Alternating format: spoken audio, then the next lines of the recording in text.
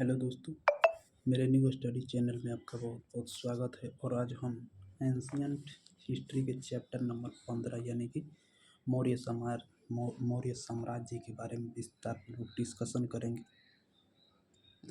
मौर्य वंश का संस्थापक चंद्रगुप्त मौर्य। चंद्रगुप्त मौर्य का जन्म कब हुआ था? 345 ईसा पूर्व में। जस्टिन ने किसको सेंड्रोकोटस कहा है? चंद्रगुप्त मौर्य को। सेंड्रोकोटस की पहचान चंद्रगुप्त मौर्य के रूप में किसने किया था? William Jones.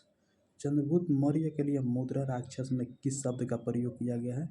तो निम्न कुल में उत्पन्न। मुद्रा राक्षस का लेखक कौन था? विशाखदत्त। घनानंद को हराने में चंद्रगुप्त मौर्य की सहायता किसने किया था? तो चाणक्य।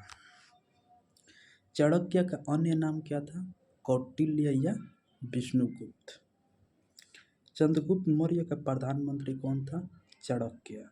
अर्थशास्त्र का लेखक कौन था? चाणक्य।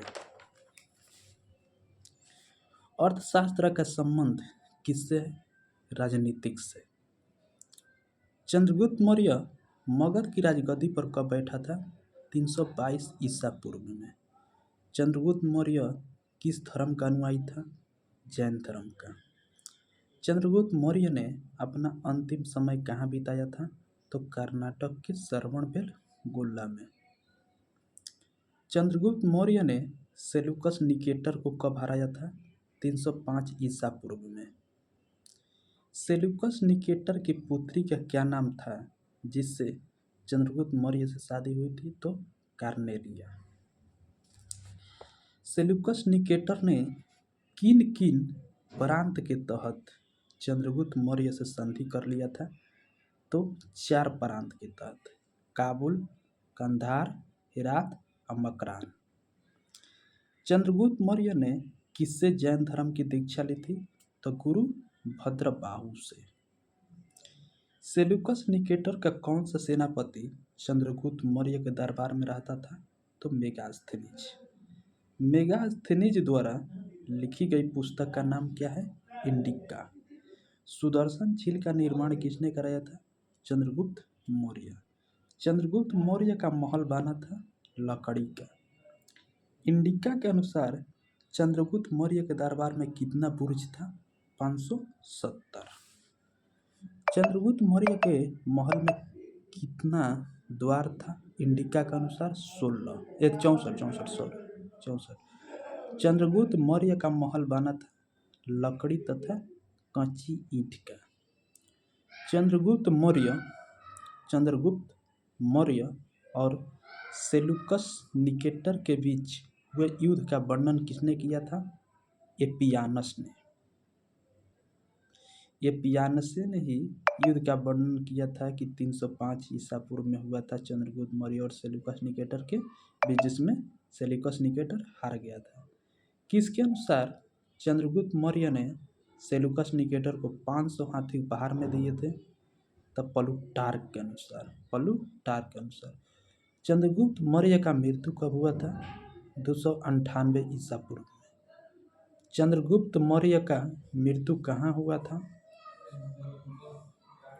तो श्रवणबेलगोला में उपवास के दौरान। अब हम बिंदुसार के बारे में पढ़ेंगे। चंद्रगुप्त मौर्य खत्म हो गया और बिंदुसार। चंद्रगुप्त मौर्य का उत्तराधिकारी कौन हुआ? बिंदुसार। बिंदुसार मगध की राजगद्दी पर कब बैठा था? 298 ईसा पूर्व। चंद्रगुप्त मौर्य की मृत्यु भी 298 ईसा पूर्व में। अमित्र घात के नाम से किसे जाना जाता है? बिंदुसार। अमित्र घात का अर्थ क्या होता है? शत्रु विनाशक। बिंदुसार किस संप्रदाय का अनुयायी था? आजीवक संप्रदाय। आजीवक संप्रदाय की स्थापना किसने किया था? तो मखलीपुत्र गोसाल। वायु पुराण में बिंदुसार को क्या कहा गया है? तो भद्रसार या वारिसार। सीरियन नरेश एंटियोकस ने बिंदुसार के दरबार में किस दूत को भेजा था? डाइमेकस। सीरियन नरेश एंटियोकस ने बिंदुसार के दरबार में किस दूत को भेजा था? तो डाइमेकस को। मेगास्थनीज का उत्तराधिकारी कौन था? डाइमेकस। जैन ग्रंथों के अनुसार बिंदुसार को क्या कहा जाता है? सिंह सेन। सिंह सेन। बिंदुसार के शासनकाल में कितने विद्रोह हुआ था? 2। बिंदुसार के शासनकाल में विद्रोह कहाँ कहाँ हुआ था? तो तक्षशिला, सिंधु एवं झेलम के बीच। तक्षशिला में हुए विद्रोह को दबाने के लिए बिंदुसार ने सबसे पहले किसको भेजा था? सुसीम को, फिर बाद में अशोक को। एथीनियस के अनुसार बिंदुसार ने सीरिया के शासक एंटियोकस प्रथम से क्या क्या भेजने की प्रार्थना किया था? तो मदिरा, सूखा अंजीर और एक दार्शनिक, 3 गो चीज का मांग किया था। बौद्ध तारानाथ ने बिंदुसार को कितने राज्यों का विजेता बताया है? तो 16। बिंदुसार के दरबार में कितना सदस्यों वाला एक मंत्री परिषद था? 500। बिंदुसार के मंत्री परिषद का प्रधान कौन था? खलाटक। इस तरह से बिंदुसार खत्म। अब पढ़ेंगे सम्राट अशोक। बिंदुसार का उत्तराधिकारी कौन हुआ? अशोक मगध की गद्दी पर कब बैठा था? 269 ईसा पूर्व। अशोक की माता का नाम क्या था? शुभद्रांगी, दिव्यवा दान के अनुसार।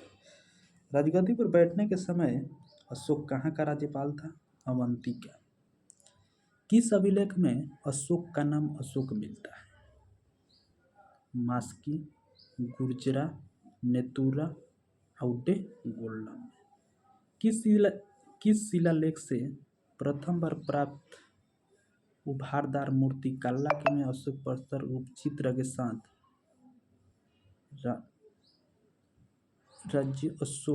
राजा अशोक उल्लिखित है? तो कर्नाटक के गुलबर्गा जिले के कंगनहल्ली में। किस अभिलेख में अशोक स्वयं को मगध का राजा बताया है? तो भाब्रू अभिलेख में। पुराणों में अशोक को क्या कहा गया है? अशोक वर्धन। अशोक ने अपने राज्याभिषेक के कितने वर्ष बाद कलिंग पर आक्रमण किया और कलिंग की राजधानी तोसली पर अधिकार कर लिया? तो 8 वर्ष बाद, यानी कि 269 ईसा पूर्व में राजगद्दी पर बैठा और 8 वर्ष बाद 261 ईसा पूर्व में उस पर आक्रमण कर दिया। कलिंग युद्ध का उल्लेख अशोक के किस अभिलेख में है? तो 13वां अभिलेख। मिस्र के राजा फिलाडेल्फस टोलमी द्वितीय किस राजदूत को पाटलिपुत्रा भेजा था? तो डियानीसियस को। अशोक को बौद्ध धर्म की दीक्षा किसने दिलाई थी? उपगुप्त। अशोक पहले किस धर्म का अनुयायी था? ब्राह्मण धर्म का। सर्वप्रथम किससे पता चलता है कि अशोक शैव धर्म का उपासक था? राजतरंगिणी से। अशोक किसका प्रवचन सुनकर बौद्ध धर्म अपना लिया? निग्रोध के। किस अभिलेख से ज्ञात होता है कि अशोक व्यक्तिगत रूप से बौद्ध धर्म का अनुयायी था? और रौरा अभिलेख से। अशोक एक उपासक के रूप में अपने राज्याभिषेक के कितने वर्ष बाद बोधगया की यात्रा किया? 10 वर्ष बाद। निगाली सागर की यात्रा 12 वर्ष बाद। और लुम्बिनी की यात्रा 20वें वर्ष के बाद। अशोक ने आजीविकों को रहने हेतु बराबर की गुफाओं में कितने गुफाओं का निर्माण कराया था? 4।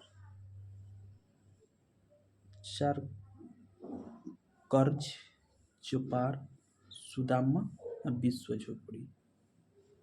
अशोक के पौत्र दशरथ ने आजीविकों को कौन सा गुफा प्रदान किया था? तो नागार्जुन गुफा। अशोक के किस स्तंभ लेख में आजीविकों का उल्लेख किया गया है? अशोक के किस स्तंभ लेख में आजीविकों का उल्लेख किया गया है? 7वां स्तंभ लेख में। आजीविकों के हितों का ध्यान किसको रखने के लिए कहा गया था? तो महापात्रों को। अशोक ने बौद्ध धर्म के प्रचार के लिए श्रीलंका किसको भेजा था?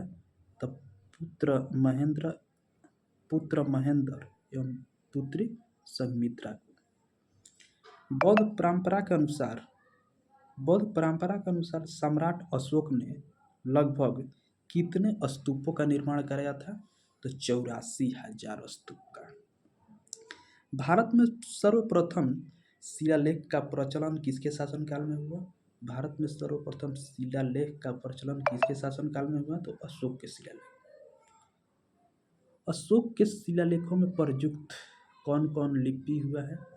ब्राह्मी, खरोष्टी, ग्रीक, अरमाइक, 4 गो लिपि का प्रयोग किया। ग्रीक एवं अरमाइक लिपि का अभिलेख कहाँ स्थित है? अफगानिस्तान में। खरोष्टी लिपि का अभिलेख शहबाजगढ़ी। मानसेहरा लिपि का अभिलेख मानसेहरा पाकिस्तान में। ब्राह्मी लिपि का अभिलेख भारत। खरोष्टी लिपि कैसे लिखी जाती है? दाएं से बाएं। खरोष्टी लिपि कैसे लिखी जाती है? दाएं से बाएं। अशोक के अभिलेखों को कितने भागों में बांटा गया है? 3। शिलालेख, स्तंभलेख, आगुभालेख। अशोक के शिलालेख की खोज कब हुआ था? 1750 में। अशोक के शिलालेख की खोज किसने की थी? तो पैंथीफेलर ने। अशोक के शिलालेखों की संख्या कितनी है? 14। अशोक के अभिलेखों को सर्वप्रथम किसने पढ़ा था? तो 1837 ईस्वी में जेम्स प्रिंसेप। अशोक के स्तंभ लेखों की संख्या कितनी है? 7, जो केवल ब्राह्मी लिपि में, यानी कि 7 ब्राह्मी लिपि में। प्रयाग स्तंभ लेख को कौशाम्बी से लेकर इलाहाबाद के किले में स्थापित किसने कराया था? तो अकबर ने।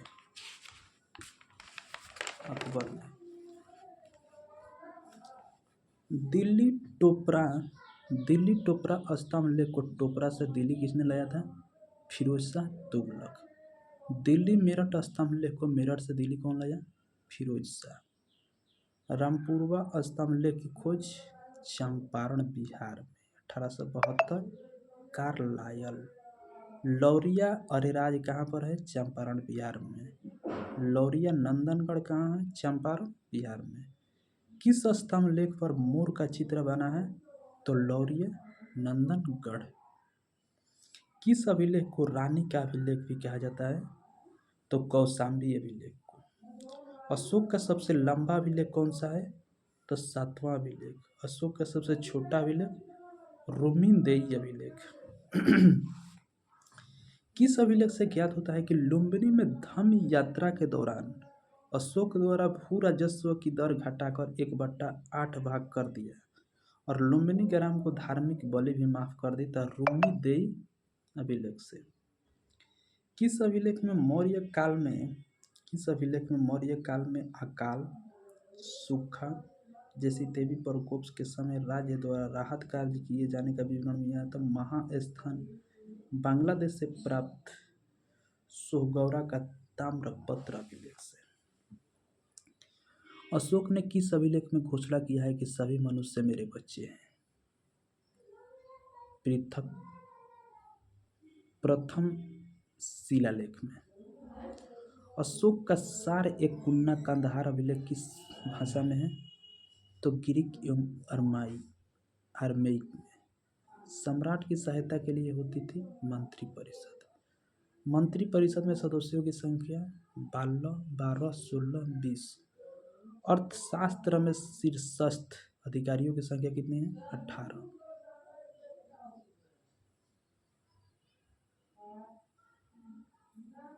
अशोक के समय में मौर्य साम्राज्य में प्रांतों की संख्या 5।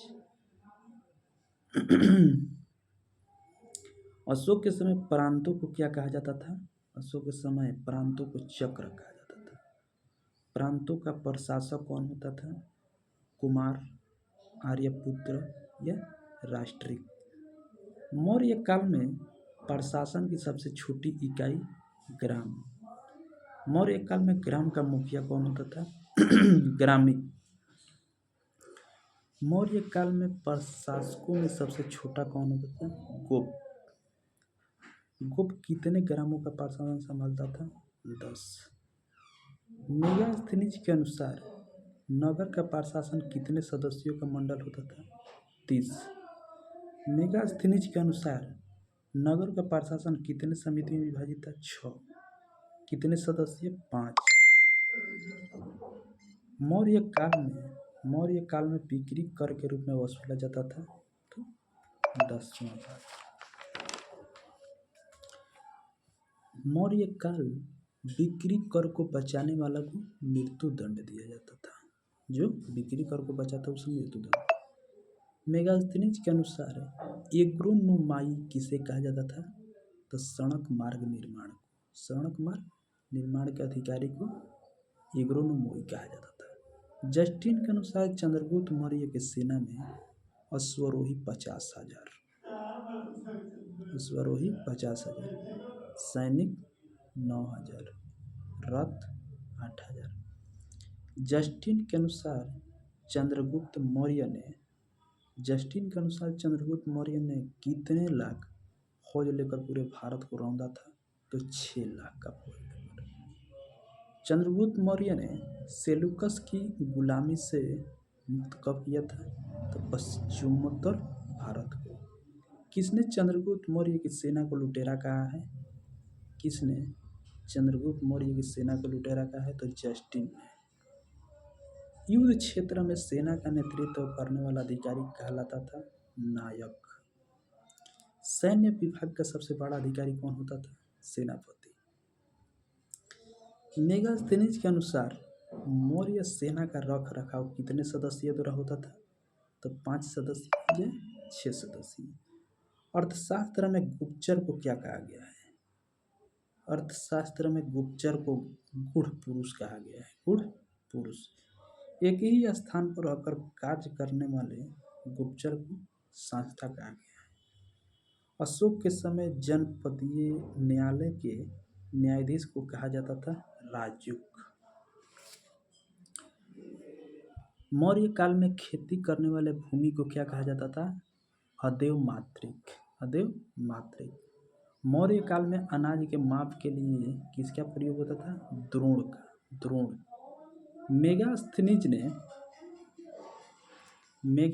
ने भारतीय समाज को कितने वर्गों में विभाजित किया है? 7 वर्ग।